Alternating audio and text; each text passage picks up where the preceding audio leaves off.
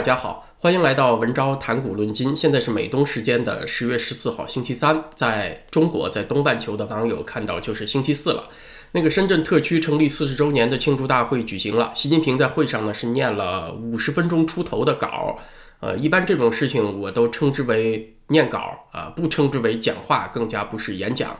本来呢是有很多人期待着习总书记念稿啊，能念出点新政策、新内容，结果还是比较失望的。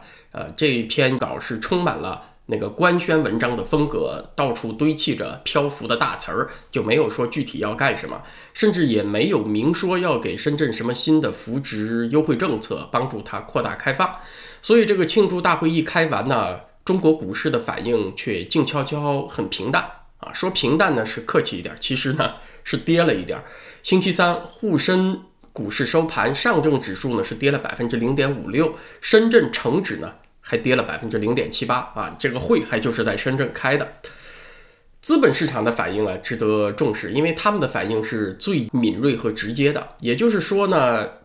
资本市场没有从习近平的讲话当中嗅到什么气味，对哪些产业特别利好，甚至呢也没有看到什么政策红利的迹象，有助于拉动这个经济的整体盘。大家看川普发推特140个字都不到就能够拉动股指啊，习总书记去念稿念了50分钟，这个资本市场的反应还静悄悄，这就应该算是很客观的评分了，没有对比就没有伤害啊。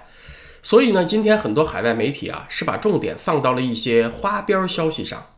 本来呢，这个庆祝大会应该是早上10点钟开始的，可是推迟了半个小时，10点半才开始。习近平讲话当中有4次咳嗽，咳的时候呢，央视就把镜头直接拉给了观众席。本来央视 CCTV 它在 YouTube 上的频道啊是有这个大会直播的，后来呢给拿下去了。大概总书记咳嗽几声啊，也有损于领袖的光辉形象。那么这种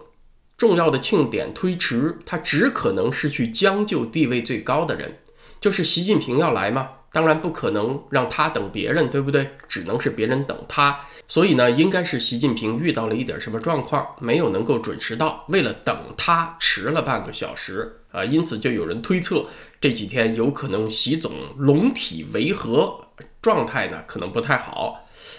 稍微说到这儿发挥一点啊，上个星期我上自由亚洲那个3权合一的节目还谈到了这个问题，就是在高度不透明的专制国家，领袖权威再大呀，他的那个实际处境和一般人理解的其实也有很大差距啊。你看习近平想办谁就办谁，他在官场畅通无阻，按一般老百姓的理解，应该他超级强大，地位超级稳固了吧？可是强大的人呢，他应该是有很强的自信和安全感的，但是在习近平这边却没有。要不然就是我们一般对强大的理解错了，要不然就是习近平并不真正的强大。那大家认为是哪样呢？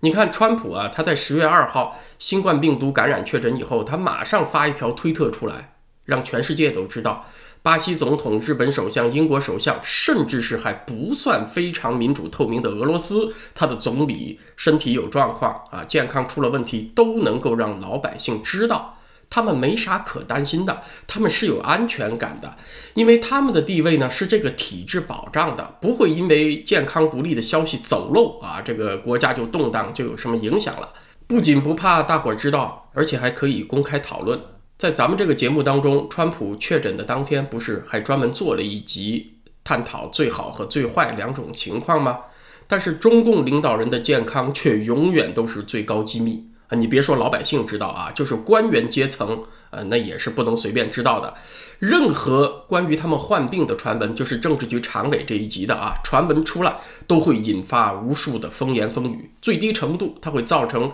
这个官僚体系执行力的下降。严重的呢，还真的就有政治动荡的风险了但是你说这个中共领袖他们的健康信息是核心机密，但是伟大领袖和别的伟大领袖之间还是有些差别。你像毛泽东啊，在1976年他病情已经很严重了，他往沙发上一坐就基本上瘫在那儿了啊，你让他自己坐起来已经做不到了，说话呢也不清楚了，说2句话那个哈喇子那个口水就控制不住流下来。但即使是这么个形象啊，他从1976年3月份到5月份前后还几次接见外宾呢。后来病情继续恶化，他是没有再出来了，直到9月份他死去。但是呢，毛和毛身边的人呢，似乎也不太介意，就是那几次他接见外宾，有一些形象不太好的照片就发出去了。他们也觉得这样不至于造成政权的不稳，反倒是呢，他们有意让这个群众和干部们有点心理准备，要某一天这个毛主席红太阳落山了啊，也别太意外。就是那个时候的中共当权者呀，他的核心层啊还是有一定信心的，觉得这个文革路线相当稳固。基层党员群众再加上一些中层干部吧，他们对毛主席是无比的忠诚，哪怕是有那么一些官员趁毛病重的时候三心二意，但是中基层的干部群众也会起来革掉他们的命，不能够允许他们对毛主席心存二念，有背叛。那这就是毛的权力相当稳固的表现，他深深扎根到社会各个阶层当中。所以呢，关于他形象不太好的一些照片流传出来呢，问题也不太大。但是这种事情在今天都是不可想象的了。习近平的身体健康有任何不利消息走漏啊，那这个官僚体系最低程度呢也是停摆观望啊，看看领袖什么时候又出来活动，什么时候没事了，咱们再说要不要干活啊，完成领袖交代的任务。其实咳嗽2声呢，不应该是什么要紧的事情，可能呢就是非常疲劳或者是轻微感冒。因为他到广东是先10月12号去了潮州嘛，还拍亲民秀，一大帮子群众演员把他围在中间啊，大家都没有戴口罩，所以他咳嗽几声呢，当然也会引来好事者的猜测，会不会习近平也有中招的可能呢？这种捕风捉影的猜测他总会有，但是就这么一点风险啊，央视都得很认真的当成个政治问题来对待。那个没有剪掉习近平咳嗽的直播视频都得从他的 YouTube 频道拿下去。那这说明什么问题呢？说明习近平他真实地位的巩固程度和他真实的安全性是很成问题的，他才会这么敏感。那接下来要开的那个第19届五中全会，咱们也不能够假定就一定会风平浪静了啊，这算是咱们这个节目一个比较另类刁钻的观察角度吧。习近平在星期3的念稿当中呢，是提到现在遇到了前所未有的新问题新问题指的就是危机和困难，问题是新的，但是它的应对手段呢，从根本上来说却是非常陈旧的这里还是要说一下，共产党的这个话语体系里面最近几十年说到改革，它必定是不断深化的，说到开放必然是不断扩大的。但是现在的改革和胡耀邦、赵紫阳时代所说的意义是不一样的，它不是说变个做法就叫改革。胡赵时代提出改革的时候是特指朝市场化和自由化方向的，而习近平呢，现在是反其道而行之习对危机的理解呢，很简单，就是失控，所以他是以强化控制的方式来作为解决方案。他的所谓改革是朝反市场化方向缩的。当然这么说有点空咱们结合具体事例来聊一聊。今天早上有一个朋友给我发了一张照片，拍的是金融部门开会议上播放的那个 PowerPoint 的幻灯片。因为是偷拍的所以呢就有点邪。这个幻灯片的标题呢就是重点监控9类交易，9种交易方式，金融部门得去防着。咱们没有时间一一列举，它大意呢就是说那种大金额的转账交易，还有转账方式比较可疑的，得加强监控。你像分批次把资金转入一个账户再集中转出的，或者说呢集中转入一个账户再把资金细水长流分批次转出的，那都得加强防范。就是说金融部门要加强对于资金流向的监控，钱往哪儿去了，干啥去了，得心里有数。这个消息呢，我想是比较真实的，因为同类的措施已经在实施之中了。像近2个月在河北、浙江、深圳已经开始实施那个大金额现金提取的登记预约制度了就是说你取很多现金，不是你到柜台要就能给的，你得提前预约。对公账户的金额超过50万元的得提前预约，对私账户呢，不同地方10万到30万元不等，也得提前预约。那就有朋友猜测这是不是要让这个现金退出大额流通，为数字货币的上路做准备呢？我想可能是有这方面的用意啊。但是从整体上来说呢，应该是当局想建立起一套金融预警体系，这个预约制度呢，只是它预警体系的一部分。什么意思呢？就是政府要对全社会的资源在哪儿，处于什么状态，他得了解，避免呢出现信息的盲点，紧急时刻没个抓拿。举个例子说吧，某家城市商业银行坏账收不回来啊，就爆雷了。那储户们一听消息，当然也急了，万一自己的储蓄黄掉了怎么办呢？取不出来怎么办呢？就赶紧跑到这家出事的银行去提现，就造成挤兑。这种事情啊，你如果不立刻解决，它恐慌情绪会迅速蔓延的。如果老百姓呢过个1-2天，看看自己的曲线没有问题，这个恐慌情绪一平复，还可以接着岁月静好。所以当地政府它必须立即安排从其他银行拆借，把现金的缺口给填上，不能让这边就溃坝了。结果呢，另外那家银行刚好也碰上现金不足啊，那你看就麻烦了。他呢也碰上最近有不少这个储户大额取现，他的现金准备所剩无多。这样爆雷那家银行所产生的现金缺口，没办法一下子从别处银行调剂资金来填上，得迟个1-2天。你这边一下子支援不上不要紧的，就迟个1-2天，这个社会的恐慌情绪都会蔓延，都会造成链式反应。那很可能很多人就上街了，就冲击政府了，那个时候再收拾就比较难了。为了避免这种信息盲点出现啊，这个政府不掌握这个全部社会资源存在的状态，为了避免这种情况出现呢，他现在就想搞这么一个大额现金存取的预约登记制度，让所有的事情发生之前，当局就心里有数，有紧急状况发生的时候呢，我有个从容的安排啊，就有这么个用意在。那网友提供的资料呢，加强对酒类交易的控制啊，其实也是同样的目的，是为了强化对整个社会资源的管控。强化控制能不能够解决危机呢？好像还是能够起到一定作用。像刚才所说的那种挤兑混乱的情况啊，也许就能减少发生了。但是从长远的来说呢，它是让一些问题更加固化，更加难解决了啊。咱们还是举例子说吧，在这个疫情期间呢，中小企业处境很艰难，贷款纾困呢得照顾他们要大面积垮了，那这个失业就没救了。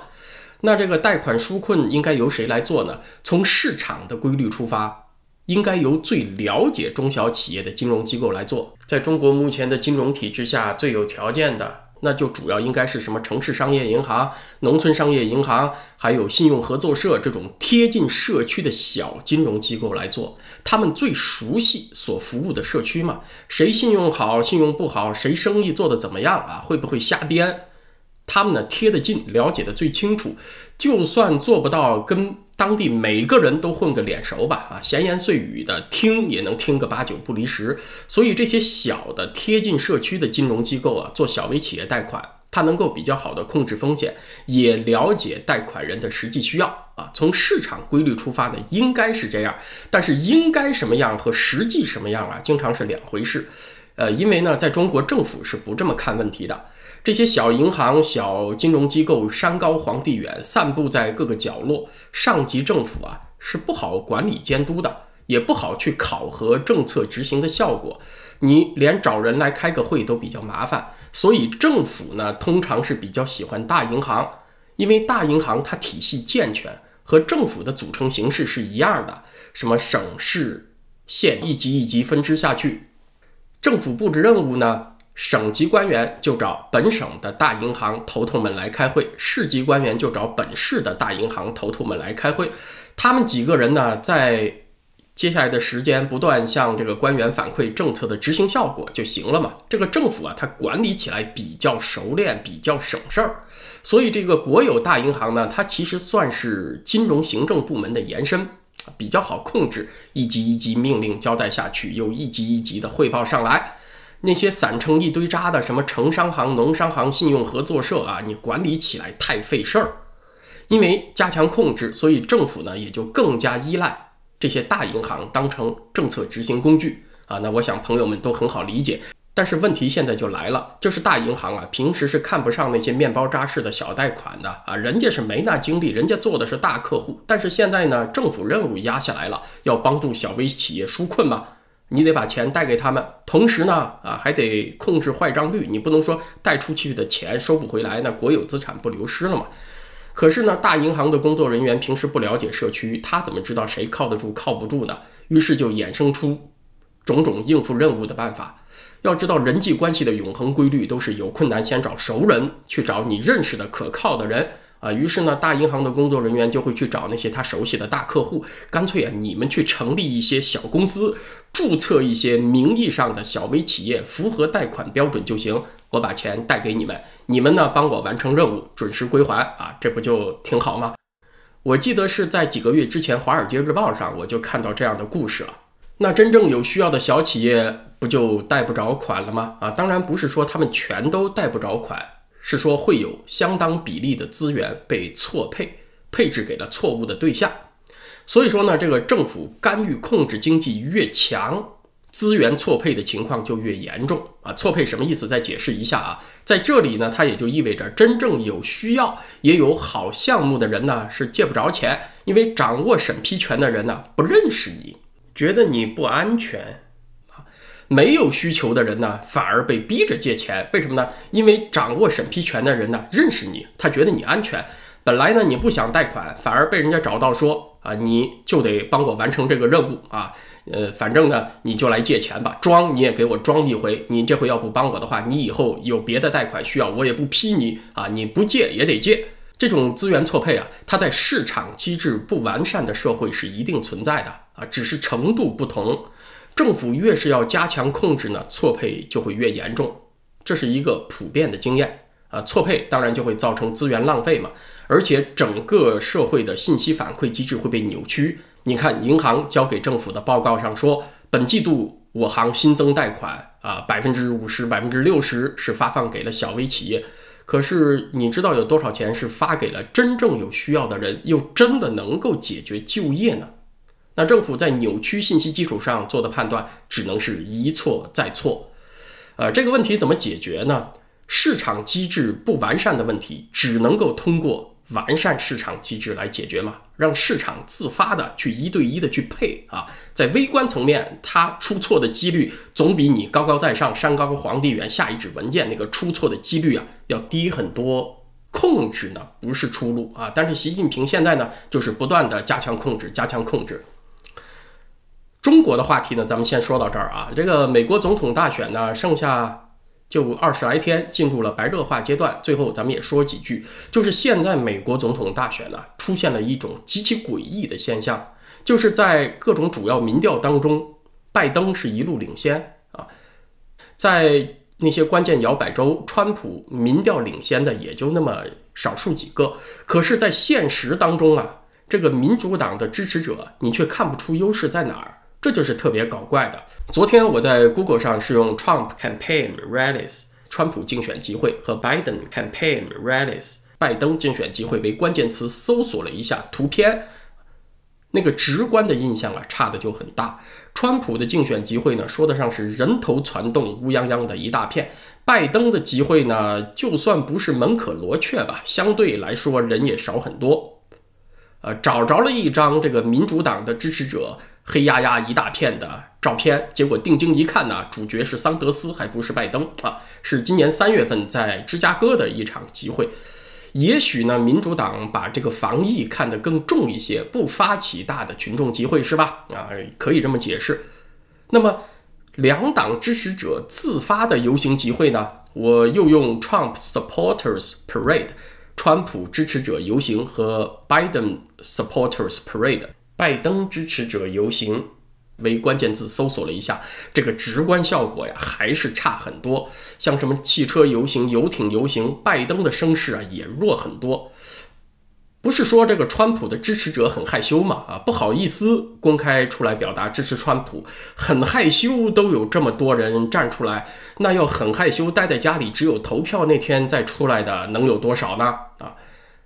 所以在一个透明度比较高的社会啊，统计数字和直接的观感有一定反差，虽然说是正常的，但是现在这个民调结果和实际观感的反差差到这么大，实在是不正常啊！所以我说很诡异，他肯定是某一边出了什么问题。这次要拜登能够选上还好说，他要是没选上的话，那美国选举民调整个这一行都算砸了，都没办法再混下去了。